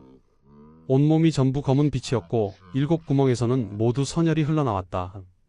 곁에 있는 사람도 그 얼굴빛을 분별할 수 없어서 마치 약물에 중독되어 죽은 사람과 같았다. 독살. 누구도 입 밖에 내지 못했지만 모두가 알고 있었습니다. 117년이 더 흘렀습니다. 1762년 윤 5월 한여름의 뜨거운 햇살이 내리쬐는 날 경희궁 뒤주 안에서 한 사람이 죽어갔습니다. 27세의 왕세자, 사도세자였습니다. 82세의 아버지 영조가 내린 명령, 뒤주에 가두어라. 8일, 뒤주 안에서 사도세자는 아버지를 불렀습니다. 아바마마 살려주소서. 하지만 아무도 뒤주를 열지 못했습니다. 윤 5월 21일, 여름 뜨거운 날씨 속에서 그는 마침내 숨을 거두었습니다. 이황 8세로 사사, 소현세자 33세로 의문사, 사도세자 27세로 뒤주에서 죽음. 3명의 왕세자, 모두 왕이 될 운명이었던 사람들입니다. 하지만 그들은 왕이 되지 못했습니다. 아니, 왕이 되기 전에 죽어야 했습니다. 왜일까요? 무엇이 이들을 죽음으로 내몰았을까요? 과연 이들은 정말 죽어 마땅한 죄인이었을까요? 256년 전으로 돌아가 보겠습니다. 1498년 12월 18일 창덕궁에서 한 왕자가 태어났습니다. 이황. 아버지는 연산군, 어머니는 중전신씨, 조선 왕실의 적장자로 태어난 아이였습니다. 연산군은 이 아들을 무척 사랑했습니다. 첫째 아들이자 자신의 대를 이을 왕세자. 어린 이황은 총명했고 성품도 차분하고 굳세다는 평을 들었습니다. 1504년 6세가 된 이황은 왕세자로 책봉되었습니다. 한양 거리는 축제 분위기였습니다. 세자 저하께서 책봉되셨습니다. 백성들은 기뻐했습니다. 조선의 미래가 보장된 것처럼 느껴졌습니다. 어린 세자 이황은 세자궁에서 학문을 배우기 시작했습니다. 성종의 기풍을 이어받은 아이. 신하들은 기대에 찬 눈으로 세자를 바라보았습니다. 하지만 그때는 아무도 몰랐습니다. 겨우 2년 뒤 이 모든 것이 무너질 것이라는 사실을. 1504년 같은 해 연산군은 갑자사화를 일으켰습니다. 어머니 패비 윤씨의 죽음과 관련된 사람들을 대대적으로 숙청했습니다. 230여 명이 처형되거나 유배되었습니다. 궁궐에는 공포가 감돌았습니다. 신하들은 입을 다물었습니다. 누가 다음 차례가 될지 아무도 몰랐습니다. 연산군의 폭정은 갈수록 심해졌습니다. 흥청이라 불리는 기녀들을 궁궐로 불러들였습니다. 밤낮 없이 연회를 열었습니다. 백성들의 집을 헐어 사냥터를 만들었습니다. 신하들의 간언은 귀에 들어오지 않았습니다. 오히려 간언하는 신하들을 처벌했습니다. 8세 어린 세자 이황은 이 모든 것을 지켜보아야 했습니다. 아버지가 점점 백성들에게서 멀어지는 것을, 신하들이 점점 더 두려움에 떠는 것을. 하지만 세자는 아무것도 할 수 없었습니다. 겨우 8세였으니까요. 1506년 9월 1일 밤 박원종, 성희안, 유순정 세 사람이 군사를 일으켰습니다. 중종 반정입니다. 연산군의 폭정을 더 이상 두고 볼 수 없다. 반정군은 창덕궁을 포위했습니다. 연산군의 측근들을 제거했습니다. 신수군, 임사홍 등 연산군을 도왔던 사람들이 그 자리에서 죽임을 당했습니다. 연산군은 급히 궁을 빠져나가 한양의 한민가에 숨었습니다. 하지만 곧 붙잡혔습니다. 대비전으로 향한 반정군. 정현왕후는 처음에는 주저했습니다. 세자가 있지 않습니까? 세자를 왕으로 세우면 되지 않습니까? 하지만 신하들은 고개를 저었습니다. 폐위된 왕의 아들을 다시 왕으로 세울 수는 없습니다. 결국 정현왕후는 고개를 끄덕였습니다. 자신의 아들, 진성대군을 새 왕으로 세우는 것에 동의했습니다. 9월 2일 진성대군이 왕위에 올랐습니다. 중종입니다. 연산군은 강화도 교동으로 유배되었습니다. 30세의 폐위된 왕. 한 달 전까지만 해도 조선의 왕이었던 사람입니다. 그리고 9월 24일 조정은 또 다른 명령을 내렸습니다. 폐세자 이황과 창녕대군 이성을 사사하라. 8세 이황, 4세 동생 이성. 두 형제는 그날 사약을 받았습니다. 어린 이황은 끝까지 아무 말도 하지 못했습니다. 자신이 왜 죽어야 하는지 이해하지 못했을 것입니다. 아버지는 어디 계시나요? 왜 저는 세자궁이 아닌 이곳에 있나요? 저는 무슨 죄를 지었나요? 하지만 아무도 대답해주지 않았습니다. 연산군은 2달 뒤인 11월 6일 교동에서 병으로 죽었습니다. 31세였습니다. 왕이었던 사람, 세자였던 아이, 모두 사라졌습니다. 연산군의 직계는 완전히 단절되었습니다. 역사에서 지워진 이름, 왕자군의 예로 장사 지낸 연산군의 무덤은 강화도에 홀로 남았습니다. 6년 뒤에야 양주로 이장되었지만 아무런 장식도 없는 초라한 묘였습니다. 조선 역사상 최초로 반정으로 폐위된 왕, 그리고 그의 아들들. 이것이 첫 번째 교훈이었습니다. 왕세자의 지위는 아버지 왕의 권력과 함께 숨쉰다. 아버지가 무너지면 아들도 함께 무너진다. 하지만 이것은 시작에 불과했습니다. 106년이 흘렀습니다. 1612년 1월 4일 한양의 한 왕자 저택에서 아들이 태어났습니다. 이름은 왕, 훗날 소현세자라 불리게 될 아이입니다. 아버지는 능양군, 선조의 손자였지만 왕위와는 거리가 먼 사람이었습니다. 어머니는 한중겸의 딸 한씨, 아이는 평범한 왕자 집안의 아들로 자랄 운명이었습니다. 그런데 그때는 아무도 몰랐습니다.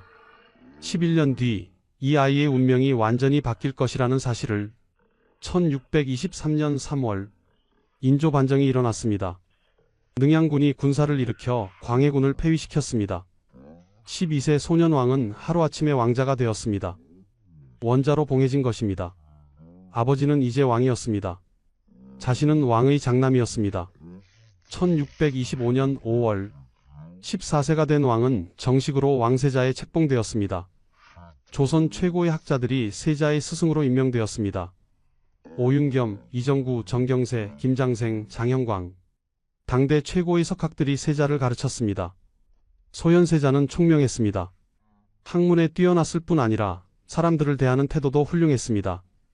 1627년 정묘호란이 일어났을 때 16세의 세자는 호남으로 가서 군사를 묵은했습니다. 그곳에서 세자는 백성들의 고통을 직접 보았습니다. 대궐에 진상하는 물품을 절감하여 백성들의 부담을 덜어주려 애썼습니다. 신하들은 세자를 칭찬했습니다. 인자하고 현명한 세자이십니다. 1634년 명나라로부터 정식으로 세자 책봉을 승인받았습니다. 10년 가까이 걸린 일이었습니다. 이제 소현세자의 지위는 완벽해 보였습니다. 1636년 3월 더 큰 경사가 있었습니다. 세자빈 강씨가 원손을 낳은 것입니다. 25세의 세자에게 아들이 생겼습니다. 3대가 이어진 것입니다. 인조는 기뻐했습니다.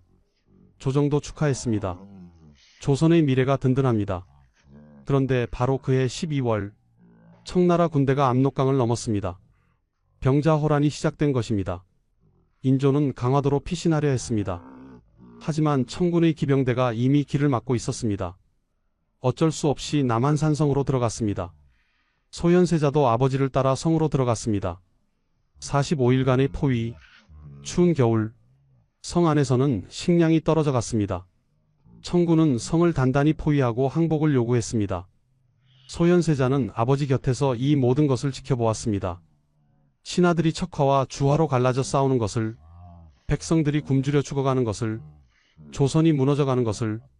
1637년 1월 30일 인조는 삼전도로 나갔습니다. 청태종 앞에 무릎을 꿇었습니다. 3번 절하고 9번 머리를 조아리는 305고 둘에 조선 역사상 가장 치욕적인 날이었습니다. 소현세자는 그 자리에 함께 있었습니다. 26세의 젊은 세자, 아버지가 오랑캐 앞에 무릎 꿇는 모습을 보아야 했습니다. 그리고 청나라는 항복 조건을 제시했습니다.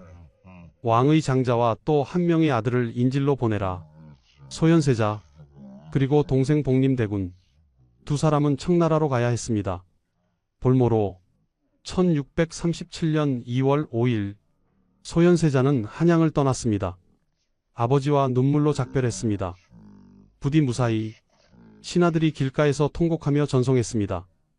혹자는 제갈을 잡고 당기며 울부짖었습니다. 세자는 말을 멈추고 한참을 서 있었습니다. 뒤를 돌아보았습니다. 한양, 고국, 언제 다시 돌아올 수 있을까? 세자는 알지 못했습니다.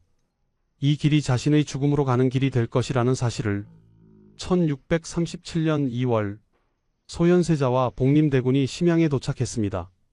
청나라의 수도, 조선이 그토록 오랑캐라 멸시했던 나라의 중심지였습니다. 세자는 심양관에 머물게 되었습니다. 300여 명이 넘는 수행원들과 함께였습니다. 처음에는 모든 것이 낯설었습니다. 말도 통하지 않았습니다. 음식도 달랐습니다. 기후도 조선보다 훨씬 추웠습니다. 하지만 세자는 적응해야 했습니다. 언제 돌아갈 수 있을지 모르는 상황이었으니까요. 세자는 심양에서 청나라의 요구에 응해야 했습니다. 청나라가 명나라를 공격할 때 세자도 군대를 이끌고 따라가야 했습니다.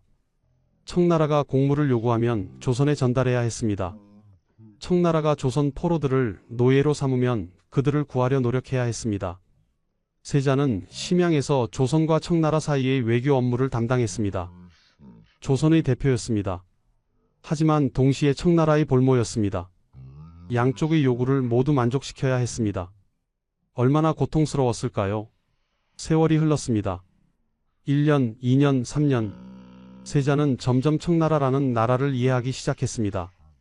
청나라는 조선이 생각하는 것만큼 야만적이지 않았습니다. 오히려 빠르게 발전하고 있었습니다. 군사력이 강했습니다. 명나라를 압박하며 중원으로 뻗어가고 있었습니다. 그리고 청나라는 개방적이었습니다. 서양의 문물을 받아들이고 있었습니다. 1644년 세자는 북경으로 가게 되었습니다. 청나라가 마침내 명나라를 멸망시키고 북경을 점령한 것입니다. 세자는 북경에서 70여 일을 머물렀습니다. 그곳에서 세자는 놀라운 것을 보았습니다. 천문대, 서양인들이 운영하는 천문대였습니다. 그곳에서 한 사람을 만났습니다. 아담 샬, 독일 출신의 예수의 선교사였습니다. 아담 샬은 세자에게 새로운 세계를 보여주었습니다. 천문학, 수학, 천주교, 세자는 매료되었습니다. 조선에는 없는 것들이었습니다. 조선이 주자의 학문에만 매달려 있을 때 서양은 이렇게 발전하고 있었습니다. 세자는 아담 샬에게 많은 것을 배웠습니다. 천주교에 대해서도 관심을 가졌습니다. 아담 샬은 세자에게 천주상을 선물했습니다. 하지만 세자는 정중히 돌려보냈습니다. 세자가 아담 샬에게 보낸 서한이 남아 있습니다. 저는 서양 서적과 천주상을 고국에 가져가고 싶지만 우리나라에서는 아직 천주교라는 것을 아는 자가 없기 때문에 제가 우려하는 것은 이단사교라고 지목되어 천주의 존엄을 더럽히지 않을까 하는 것입니다. 세자는 알고 있었습니다.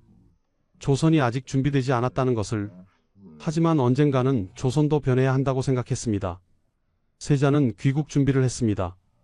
여지구지구본, 천문서적, 수학책, 화포, 천리경망원경, 조선을 변화시킬 수 있는 것들이었습니다. 세자는 중국인 환관 5명도 데려갔습니다. 그 중에는 천주교 신자도 있었습니다. 세자에게는 꿈이 있었습니다. 조선을 개혁하는 것, 낡은 제도를 바꾸는 것, 백성들을 더 잘 살게 만드는 것, 9년간의 고생이 헛되지 않도록. 1645년 2월 18일 소현세자는 마침내 조선 땅을 밟았습니다. 33세였습니다. 9년 만의 귀국. 세자는 기뻤을까요? 설레었을까요? 아마도 그랬을 것입니다. 고국이었으니까요. 하지만 세자는 알지 못했습니다. 이 땅에서 자신을 기다리는 것이 무엇인지, 겨우 2달 뒤 자신이 죽게 될 것이라는 사실을. 세자를 맞이한 것은 환영이 아니었습니다. 냉대였습니다. 인조는 세자의 귀국을 대대적으로 축하하지 않았습니다. 신하들의 할애도 막았습니다. 굳이 그럴 필요 없다. 세자가 가져온 서양 문물을 보고 인조는 눈살을 찌푸렸습니다. 이것이 다 무엇이냐? 화포, 망원경, 지구본, 서양 서적들. 인조에게는 이 모든 것이 달갑지 않았습니다. 청나라의 것을 들여오다니 오랑캐와 너무 가까이 지낸 것 아니냐. 조정의 분위기도 차가웠습니다. 서인들은 반청 정책을 고수하고 있었습니다. 세자가 청나라와 가까이 지낸 것을 못마땅하게 여겼습니다. 세자가 청나라에 포섭된 것 아니냐. 조선을 배신한 것 아니냐. 세자는 당혹스러웠습니다. 9년간 고생하며 조선을 위해 일했습니다. 청나라와의 관계를 안정시켰습니다. 포로로 잡혀간 조선 사람들을 구했습니다. 새로운 문물을 가져왔습니다. 그런데 돌아온 것은 냉대였습니다. 세자는 몸이 좋지 않았습니다. 긴 여행 끝에 귀국했을 때부터 몸이 약해져 있었습니다. 심양에서 오는 동안 추운 날씨에 병을 얻었습니다. 처음에는 기침과 호흡곤란이었습니다. 어이들이 치료했고 한동안 좋아지는 듯 했습니다. 하지만 아버지의 냉대, 조정의 의심 어린 시선, 이 모든 것이 세자를 짓눌렀습니다. 4월 23일, 세자가 갑자기 쓰러졌습니다. 학질이라고 했습니다. 고열과 오한이 있었습니다. 어이 박군이 진맥을 했습니다. 학질입니다. 어이 이형익이 침을 놓았습니다. 24일, 25일, 세자는 계속 침을 맞았습니다. 하지만 병은 낫지 않았습니다. 오히려 악화되었습니다. 26일, 세자의 상태가 급격히 나빠졌습니다. 호흡이 가빠졌습니다. 몸이 경련했습니다. 세자 저하, 궁녀들이 울부짖었습니다. 세자빈 강씨가 달려왔습니다. 하지만 아무도 세자를 살릴 수 없었습니다. 4월 26일, 소현세자는 창경궁 환경당에서 숨을 거두었습니다. 34세였습니다. 귀국한 지 겨우 69일 만이었습니다. 종실 진원군 이세환의 아내가 세자의 염습에 참여했습니다. 그녀는 나중에 사람들에게 말했습니다. 세자의 온몸이 전부 검은 빛이었습니다. 이목구비의 7구멍에서는 모두 선혈이 흘러나왔습니다. 검은 천으로 얼굴 반쪽만 덮어 놓았으나 곁에 있는 사람도 그 얼굴빛을 분별할 수 없었습니다. 마치 약물에 중독되어 죽은 사람과 같았습니다. 독살. 모두가 생각했지만 아무도 입 밖에 내지 못했습니다. 인조의 행동은 더욱 의심스러웠습니다. 왕세자가 급사했습니다. 어이 이형익의 책임이 분명했습니다. 조선시대 관례상 왕이나 세자가 죽으면 의관들은 특별한 잘못이 없어도 국문을 당했습니다. 하지만 인조는 이형익을 처벌하지 않았습니다. 오히려 비호했습니다. 이형익은 누구였을까요? 인조의 후궁 조소용의 외가와 관련된 인물이었습니다. 3개월 전에 특채된 어이였습니다. 인조는 세자의 장례를 서둘렀습니다. 입관할 때 입회인을 제안했습니다. 누가 시신을 제대로 보지 못하게 했습니다. 그리고 더 큰 결정을 내렸습니다. 세자에게는 세 아들이 있었습니다. 석철 10세, 성린 6세, 석견 3세. 관례상 원손 석철이 다음 왕이 되어야 했습니다. 하지만 인조는 말했습니다. 원손이 너무 어리다. 나의 둘째 아들 복림대군을 세자로 삼겠다. 신하들은 놀랐습니다. 사도세자를 죽인 영조도 왕위는 손자 정조에게 물려주었습니다. 하지만 인조는 달랐습니다. 소현세자의 아들이 아닌 자신의 둘째 아들을 선택한 것입니다. 1년 뒤 더 큰 비극이 일어났습니다. 세자빈 강씨가 역모를 꾸몄다는 혐의를 받았습니다. 강씨의 궁녀들이 인조의 수라에 독을 넣었다는 것입니다. 터무니없는 모함이었습니다. 하지만 강씨는 사약을 받았습니다. 세 아들은 제주도로 유배되었습니다. 장남 석철, 제주도에서 1648년 12세의 나이로 죽었습니다. 차남 성린 같은 해 8세의 나이로 죽었습니다. 삼남 석견만이 훗날 효종즉위 후 복이 되어 목숨을 건졌습니다. 강씨의 친정 가족들도 모두 죽임을 당했습니다. 소현세자 일가는 완전히 몰락했습니다. 9년간 청나라에서 고생했습니다. 조선을 위해 일했습니다. 새로운 세계를 보았습니다. 조선을 변화시키려 했습니다. 하지만 돌아온 것은 죽음이었습니다. 세자는 독살되었고, 세자비는 역모로 죽었고, 아들들은 유배지에서 죽어갔습니다. 누구의 손에 의해서였을까요? 역사는 말하지 않습니다. 하지만 모두가 알고 있었습니다. 117년이 더 흘렀습니다. 1735년, 영조에게 둘째 아들이 태어났습니다. 44세에 얻은 늦둥이 아들이었습니다. 형 효장세자가 10세에 요절한 후였습니다. 영조에게는 이 아들이 마지막 희망이었습니다. 1736년 겨우 2세의 왕세자로 책봉되었습니다. 너무 어린 나이였습니다. 하지만 영조는 서둘렀습니다. 이 아이가 나의 대를 이을 것이다. 세자의 이름은 훗날 사도세자라 불리게 될 아이입니다. 영조는 완벽주의자였습니다. 자신이 영조대왕이 될 것이라 믿었습니다. 아들도 성군이 되어야 한다고 생각했습니다. 그래서 세자 교육은 가혹했습니다. 아침 일찍 일어나 글을 읽어야 했습니다. 하루 종일 공부해야 했습니다. 조금이라도 틀리면 질책이 쏟아졌습니다. 내가 왕이 될 것이다. 완벽해야 한다. 실수는 용납할 수 없다. 어린 세자는 두려웠습니다. 아버지가 무서웠습니다. 세자는 자랐습니다. 무예에 뛰어났습니다. 활을 잘 쏘았습니다. 말을 잘 탔습니다. 학문도 뛰어났습니다. 글을 잘 지었습니다. 그림도 잘 그렸습니다. 신하들은 칭찬했습니다. 훌륭한 세자이십니다. 하지만 영조는 만족하지 못했습니다. 아직 부족하다. 더 잘해야 한다. 왕이 될 자격이 있느냐? 끊임없는 질책, 끝없는 압박. 세자는 점점 무너져 갔습니다. 세자에게 이상한 증상이 나타나기 시작했습니다. 갑자기 화를 냈습니다. 물건을 집어던졌습니다. 궁녀들에게 폭력을 휘둘렀습니다. 때로는 의대를 입고 거리를 배회했습니다. 자신이 의원인 것처럼 행동했습니다. 영조는 분노했습니다. 세자가 미쳤느냐? 이것이 왕이 될 자의 행동이냐? 하지만 질책할수록 세자의 증상은 악화되었습니다. 세자는 아버지가 무서웠습니다. 아버지를 볼 때마다 온몸이 떨렸습니다.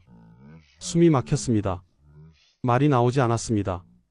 그럴수록 영조는 화를 냈습니다. 왜 대답을 못하느냐? 왜 멍하니 서 있느냐? 악순환이었습니다. 세자는 도망치고 싶었습니다. 이 고통에서 벗어나고 싶었습니다. 하지만 어디로 가겠습니까? 세자였습니다. 왕이 될 운명이었습니다.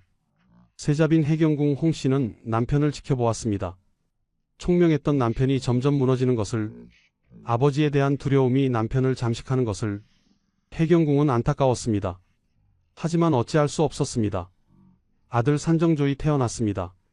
세자는 아들을 무척 사랑했습니다. 이 아이만큼은 내가 겪은 고통을 겪지 않기를.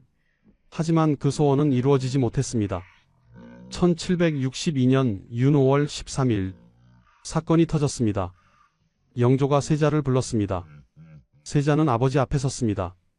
영조는 냉정한 목소리로 말했습니다. 내 스스로 목숨을 끊어라. 세자는 믿을 수 없었습니다. 아바마마, 내가 내 아버지가 아니다. 너도 내 아들이 아니다. 영조는 결심한 듯 했습니다. 세자는 울부짖었습니다. 아바마마, 제가 무슨 죄를 지었습니까? 하지만 영조는 돌아서 버렸습니다. 신하들이 모여들었습니다. 해경궁 홍씨가 울부짖었습니다. 전하, 세자를 살려주소서. 하지만 영조는 고개를 저었습니다. 뒤주를 가져오라. 뒤주, 쌀을 보관하는 나무 괴짝이었습니다. 크기는 약 2평. 한 사람이 들어가면 꼼짝할 수 없는 크기였습니다. 세자를 뒤주에 가두어라. 명령이 떨어졌습니다. 윤 5월 13일 27세의 왕세자가 뒤주 안으로 들어갔습니다. 아바마마, 뚜껑이 닫혔습니다. 자물쇠가 채워졌습니다. 어둠. 세자는 뒤주 안에서 웅크리고 앉았습니다. 몸을 제대로 펼 수도 없었습니다. 밖에서 해경궁 홍씨의 울음소리가 들렸습니다. 전하, 세자를 살려주소서. 하지만 아무도 뒤주를 열지 못했습니다. 첫날, 세자는 아버지를 불렀습니다. 아바마마, 저를 용서하소서. 저를 살려주소서. 하지만 대답이 없었습니다. 뒤주 밖에서 궁녀들이 울고 있었습니다. 신하들은 침묵했습니다. 영조는 뒤주를 지나쳐 걸어갔습니다. 아들의 목소리를 듣지 않으려는 듯. 둘째 날, 여름이었습니다. 윤 5월, 음력으로 6월에 해당하는 시기였습니다. 뒤주 안은 더웠습니다. 숨이 막혔습니다. 땀이 흘렀습니다. 세자는 계속 아버지를 불렀습니다. 아바마마. 목소리는 점점 약해졌습니다.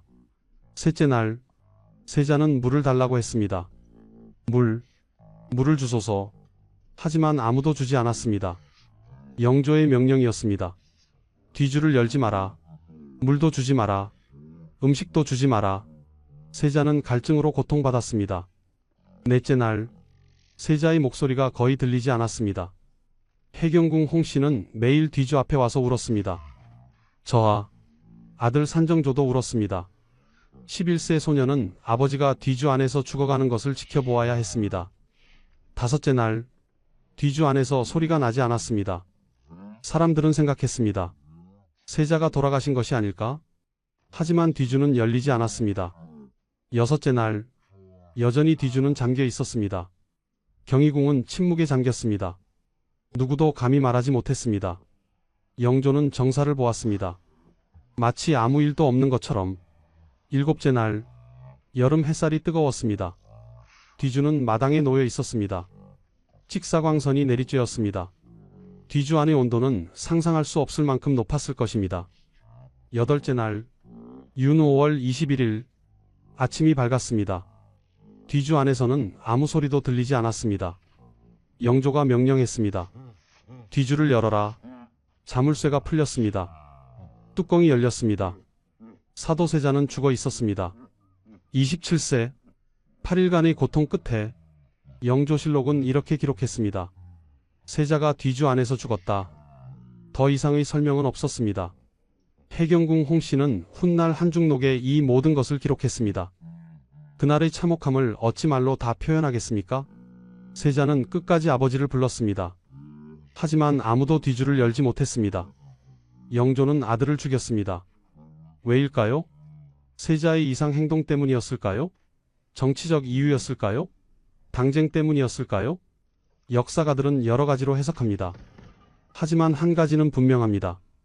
82세의 아버지가 27세의 아들을 죽였습니다. 왕이 왕세자를 죽였습니다. 영조는 아들의 시호를 사도라 했습니다.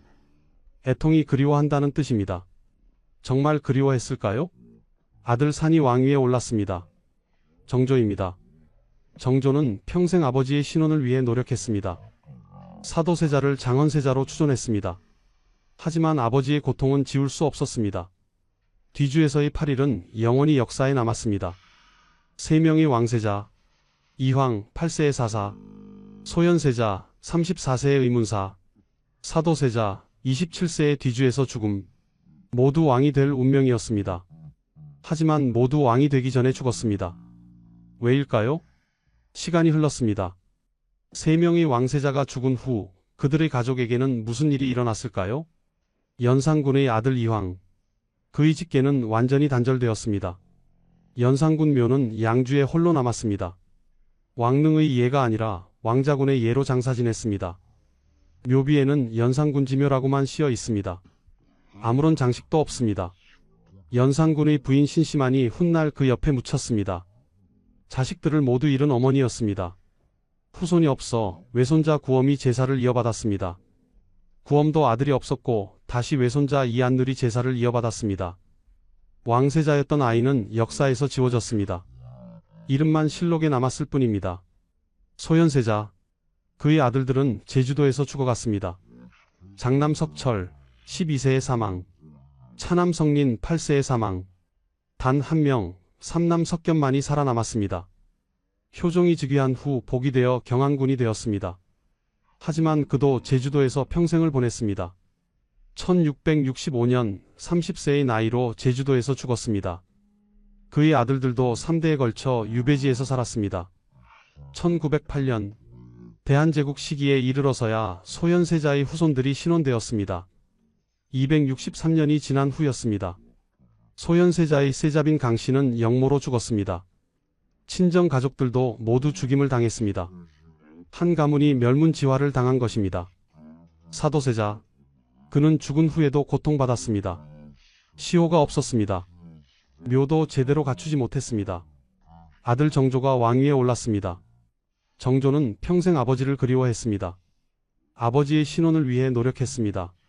사도세자를 장원세자로 추존했습니다. 묘를 현룡원으로 격상시켰습니다. 하지만 신하들의 반대가 심했습니다. 뒤주에서 죽은 역적을 어찌 추존하느냐. 정조는 외로웠습니다. 아버지를 지키는 것이 이렇게 어려웠습니다. 1800년 정조가 죽고 순조가 즉위한 후에야 사도세자는 장조로 추존되었습니다. 세 명의 왕세자. 그들의 공통점은 무엇이었을까요? 모두 왕권과 충돌했다는 것입니다. 이황은 폐위된 왕의 아들이었습니다. 아버지가 무너지자 아들도 함께 무너졌습니다. 소현세자는 아버지와 생각이 달랐습니다. 청나라를 인정하고 개혁을 원했습니다. 하지만 아버지는 반청을 고집했습니다. 사도세자는 아버지가 원하는 완벽한 세자가 아니었습니다. 정신적으로 무너졌고 아버지는 그를 버렸습니다. 왕세자는 왕의 후계자입니다. 하지만 동시에 잠재적 위협입니다. 왕은 권력을 지키려 합니다. 자신의 뜻대로 움직이지 않는 세자는 위험합니다. 그래서 역사는 반복되었습니다. 아버지가 아들을 죽이고 왕이 왕세자를 제거하고 권력이 혈육을 갈랐습니다. 권력은 영원하지 않았습니다. 연산군이 그토록 지키려 했던 왕권, 결국 반정으로 무너졌습니다. 인조가 그토록 두려워했던 소현세자, 죽였지만 역사는 소현세자를 안타까워합니다. 영조가 그토록 완벽하게 만들려 했던 사도세자, 죽였지만 후손들은 그를 추존했습니다. 역사는 말합니다. 권력은 영원하지 않습니다. 왕권도 위협도 모두 사라집니다. 하지만 남는 것이 있습니다. 아버지와 아들 사이의 비극, 권력 앞에 무너진 인간의 존엄, 우리가 기억해야 할 교훈. 그래도 한 가지 위안이 있다면 역사는 결국 진실을 기록한다는 것입니다. 사도세자는 장조로 추존되었습니다. 소현세자의 후손은 신원되었습니다. 오늘날 우리는 그들의 억울함을 이야기할 수 있습니다. 세 명의 왕세자, 그들은 왕이 되지 못했습니다. 하지만 그들의 이야기는 남았습니다. 권력이 얼마나 무서운 것인지, 왕권이 얼마나 냉혹한 것인지, 혈육의 정이 얼마나 약한 것인지, 조선 500년, 폐위된 왕세자들의 최후, 권력의 끝은 죽음이었습니다. 지금까지 조선 왕실에서 폐위되고 비극적으로 죽어간 왕세자들의 이야기였습니다. 이 이야기가 여러분께 권력과 인간, 그리고 역사에 대한 작은 생각거리가 되길 바랍니다. 구독과 좋아요는 이런 역사 이야기를 계속 전하는 힘이 됩니다. 다음에 또 만나요.